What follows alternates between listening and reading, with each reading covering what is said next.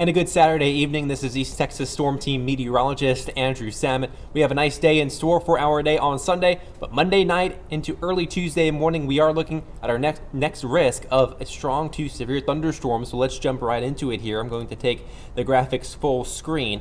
At this point, we're looking at that severe weather threat between 7 o'clock in the evening Monday through 7 o'clock in the morning on Tuesday. Please note that this timing will likely change as we get closer to Monday, potentially narrowed down even further than what you see right now. Heavy rain is the primary concern here, medium to high risk there of heavy rain. So make sure to use that extra caution on the roadways. If you absolutely have to drive, again, take it slow, and remember to never cross a flooded roadway, as there could be some flash flooding out there if storms can set up over a particular area for a long enough period of time. So that is a concern for us.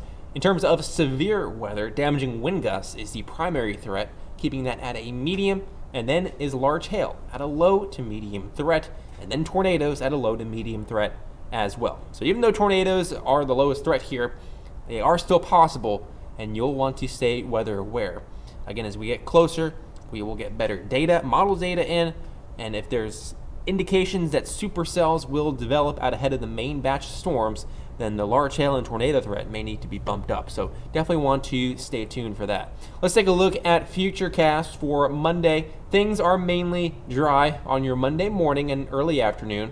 Could see maybe a few light showers out there, but notice starting around 7, 8 o'clock, storms are developing off to our west. We'll be tracking these as they move on through. Notice there are some cells out ahead of the main line of storms, so that's something we'll be having to watch for closely. By 10 o'clock in the evening, we are starting to see the storms form into more of a line of thunderstorms through 11 o'clock, and with a line of thunderstorms, damaging wind gusts are the primary threat here. Again, this one particular model that we're looking at, this is the KTK model here. It's definitely one of the more intense ones. There are other models that don't show as much in the way of storms as this one is showing. So remember that every model run is just that. It's just one model run. There's many different scenarios that could play out here. This just gives us a good idea about where the storms will form and the timing as well. So by midnight, we're looking to see those storms continuing to push through the area.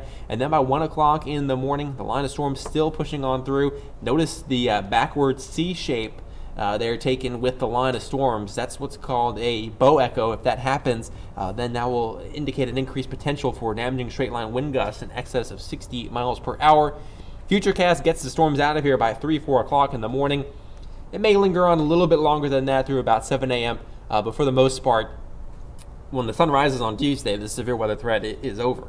Taking a look at Futurecast rainfall amounts, again, we look to see around an inch of rainfall, but some locally higher amounts are possible. So definitely want to stay up to date with the latest forecast on this. It's not a significant severe weather threat by any means. We're not looking to see widespread severe weather at this time. However, as we continue to get new data in, we'll be able to have a better idea of what we can expect. So like I mentioned, make sure to keep up to date with the latest forecast.